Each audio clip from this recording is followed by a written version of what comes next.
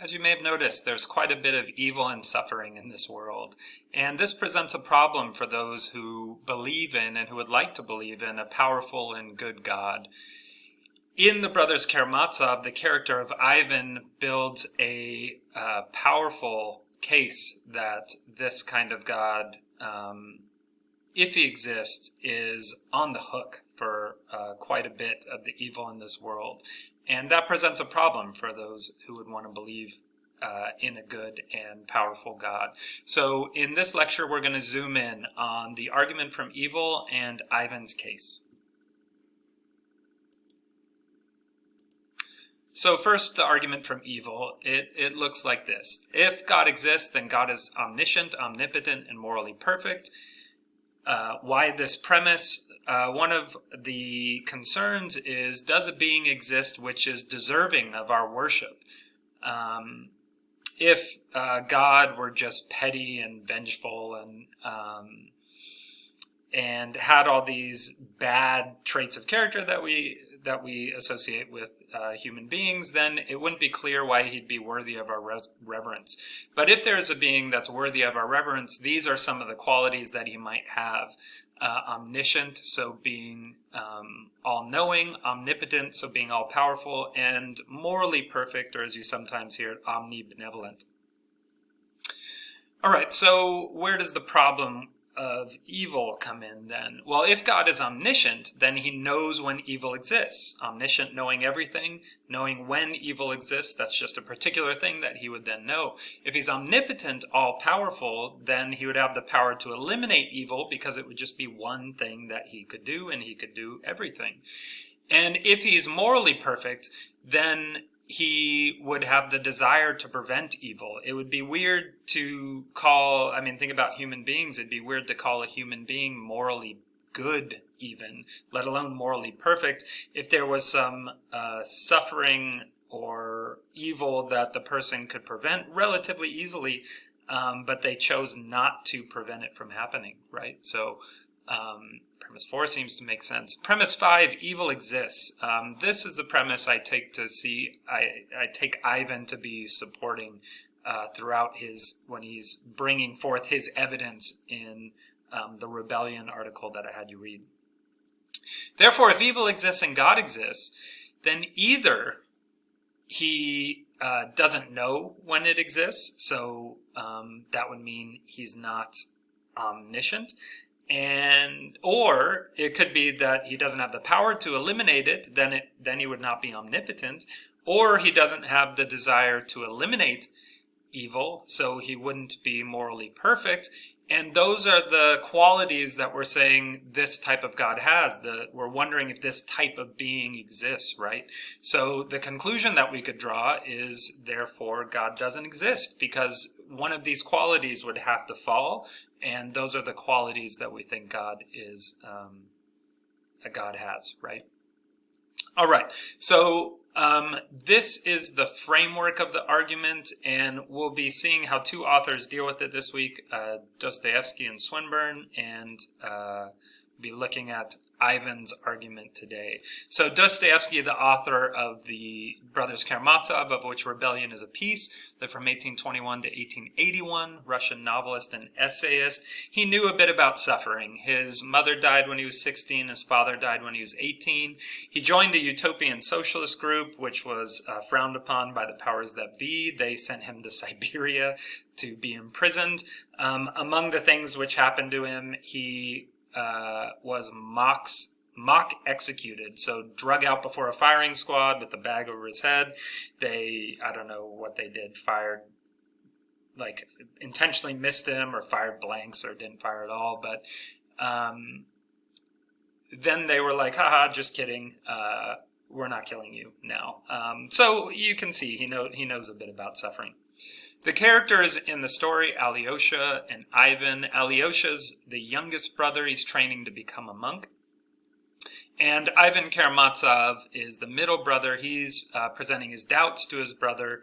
He either doesn't want him to become a monk, or wants to at least test Alyosha to see if he should become one. And throughout the story, throughout the little piece that we read, I take Ivan to be developing this sort of argument. If there is divine harmony, so what does he mean by divine harmony? He means everything being justified, the world being as it should be, right? And divine, so the world being as it should be, as God would have it, right? As a good God would have it. So if there's that sort of divine harmony in the world, then we have a problem. We have to justify evil. There are some possibilities that Ivan considers. If evil is justified, then it could be that its positive consequences, and he considers some, a chance to forgive, knowledge of good and evil, must outweigh the negative consequences. So first and foremost, the suffering, right? That would be one way evil could be justified. Or another way, it could be that everyone deserves to experience the evil they in fact experience. So there's justice, and that's what underwrites the suffering of people we see in the world. Or he considers this other possibility, maybe it's merely the result of carelessness, and we're working towards fixing it. So there will be divine harmony, and we're getting there.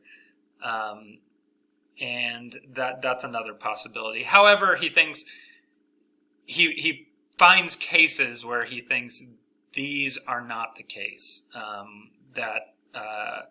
It's not, the positive consequences don't outweigh the negative.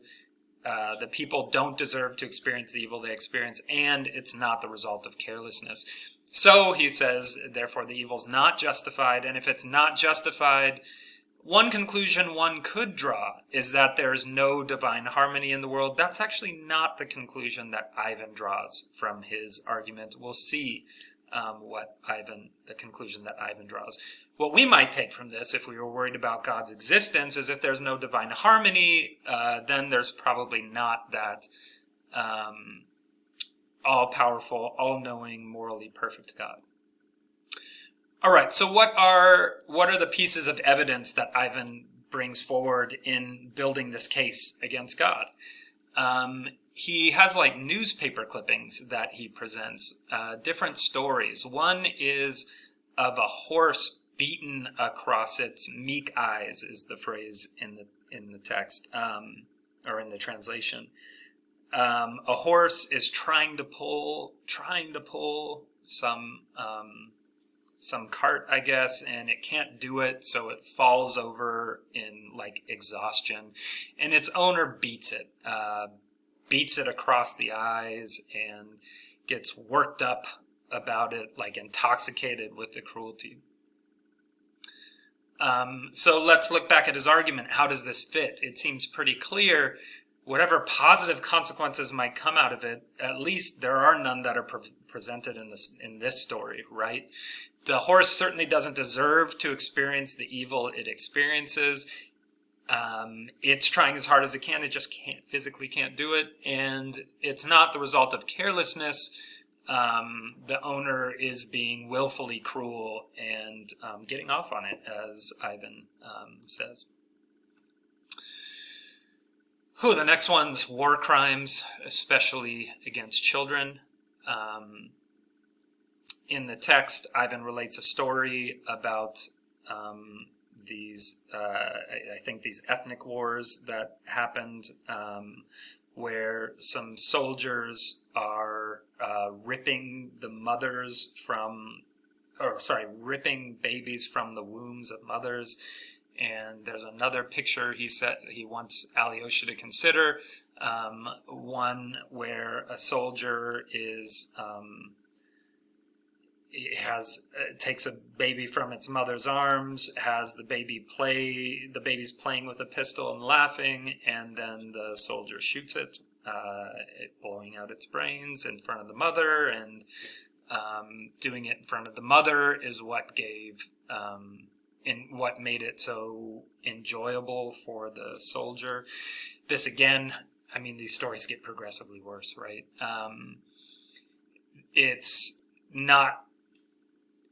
it's difficult to square that with the existence of a good and powerful God who's looking on and being like, oh, I'll allow that. What good consequences come out of a thing like that? That could outweigh the bad consequences. Certainly the kid and the mom don't deserve that, and it's not the result of carelessness.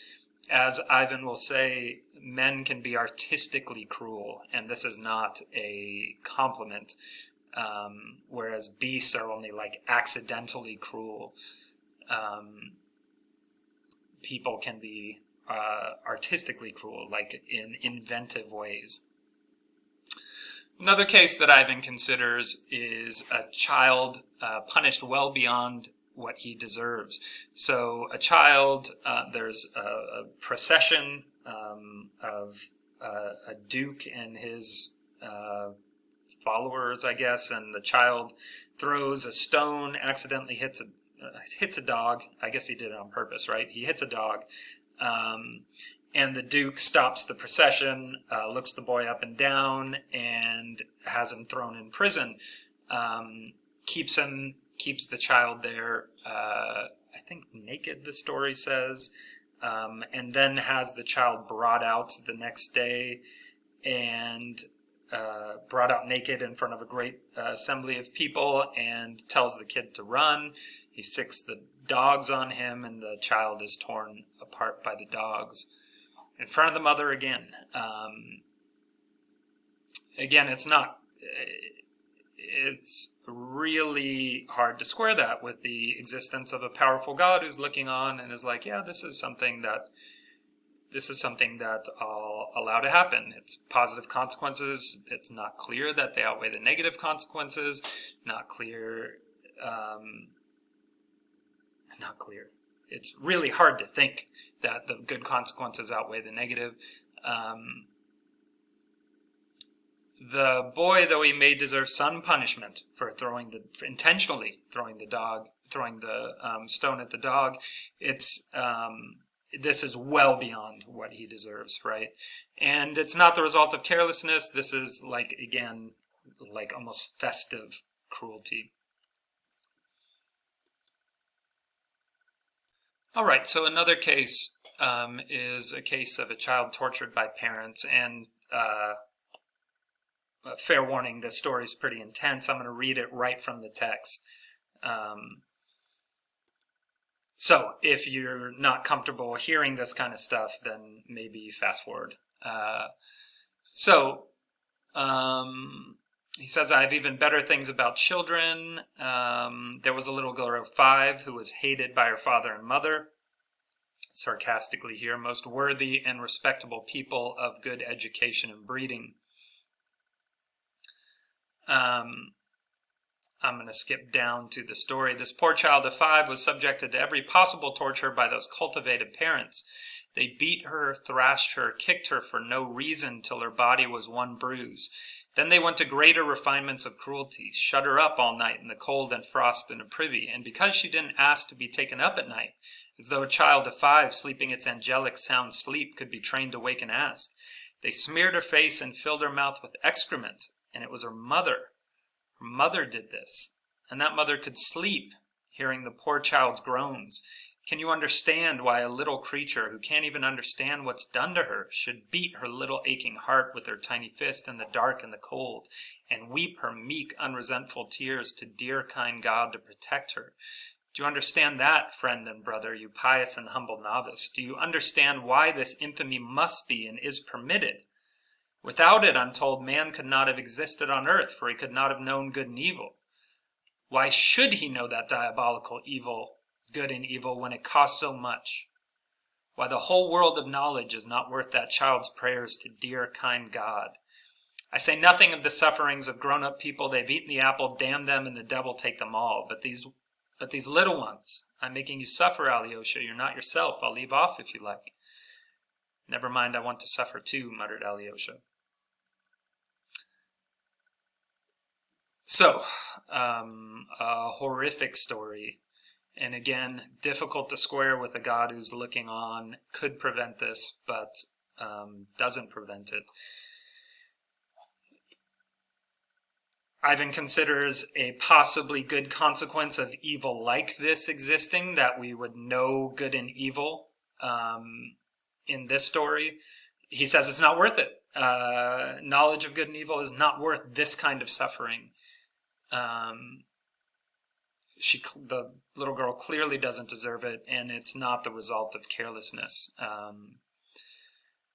In the story about the child who threw the dog, threw the stone at the dog, Ivan considers, well, maybe what's good about this evil happening is now we get a chance to forgive the people who committed this evil, especially if they have the chance, if they repent, right? And he asks Alyosha, what should happen to the Duke who had the boy torn limb from limb by the dogs? Should we forgive him? And Alyosha says, no, he should be killed. So Ivan's clearly getting at Alyosha here, and maybe getting to us too.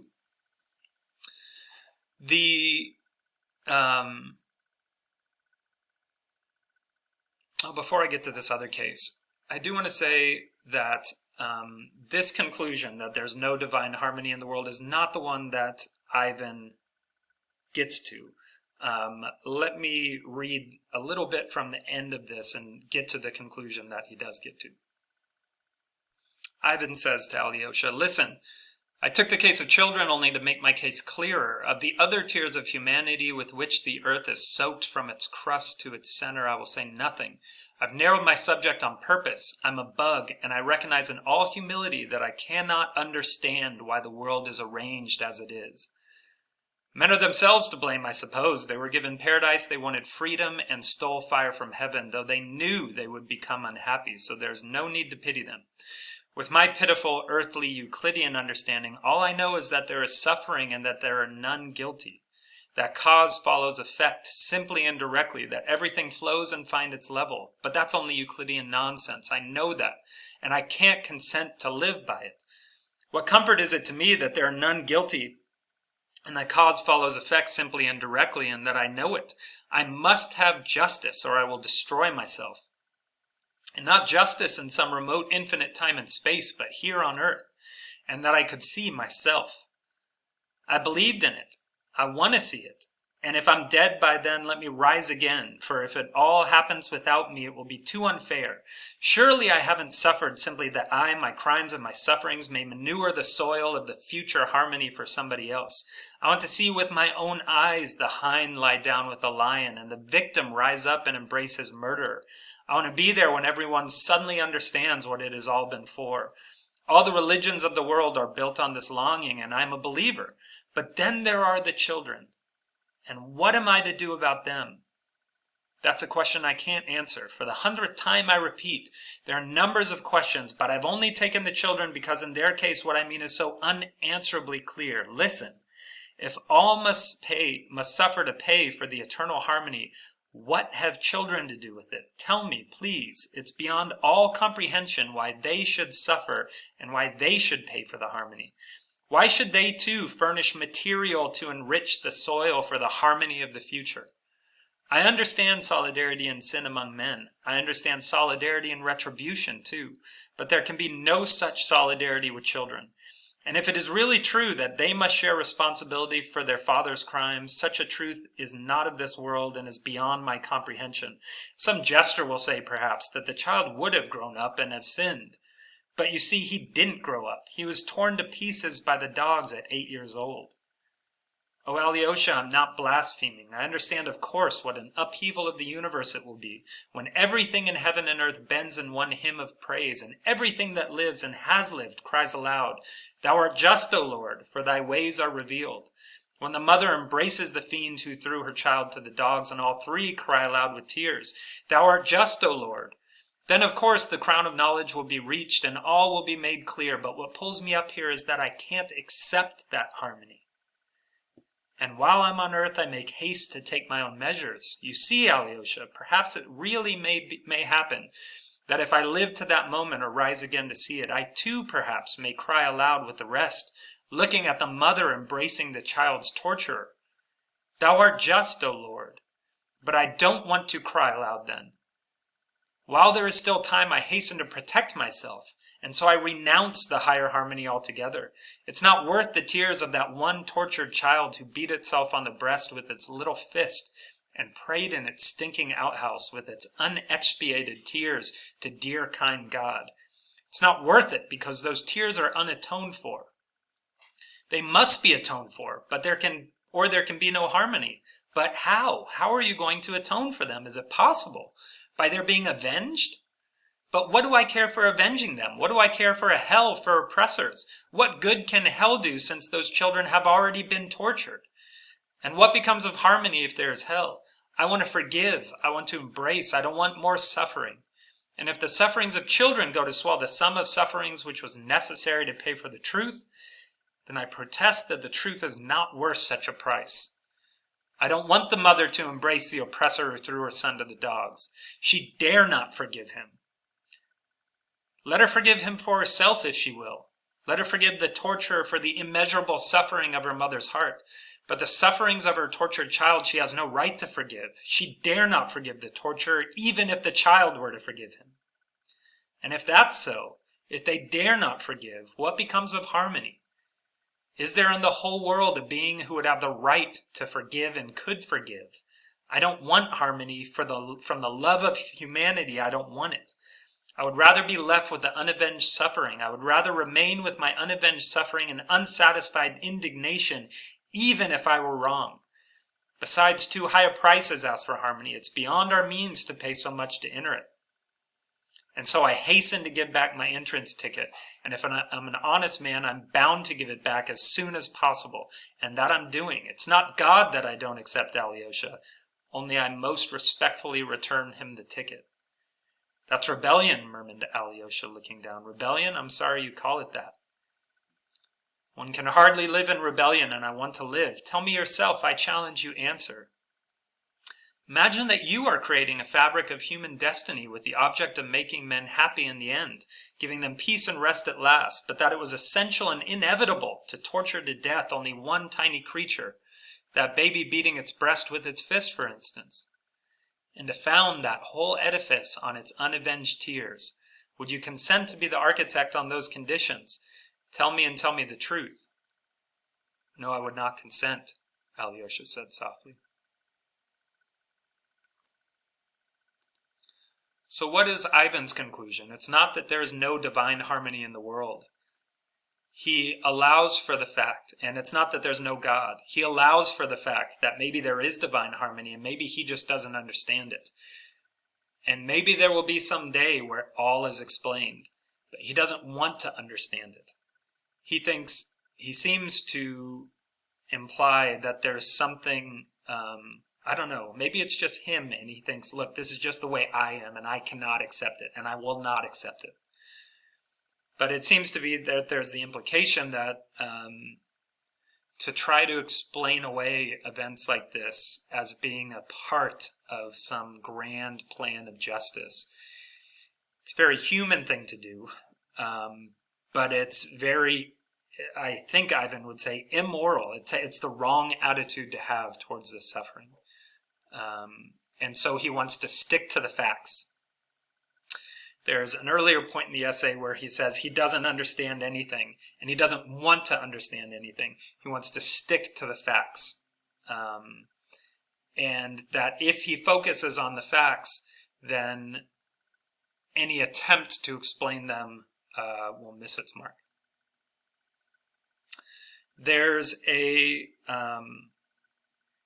well, then he has that thought experiment at the end, where he asks Alyosha, would you build a world like this, where that little girl is suffering, and that her suffering was part of this overall harmony that exists in the world? Would you do something like that? And Alyosha says, no, I wouldn't do that.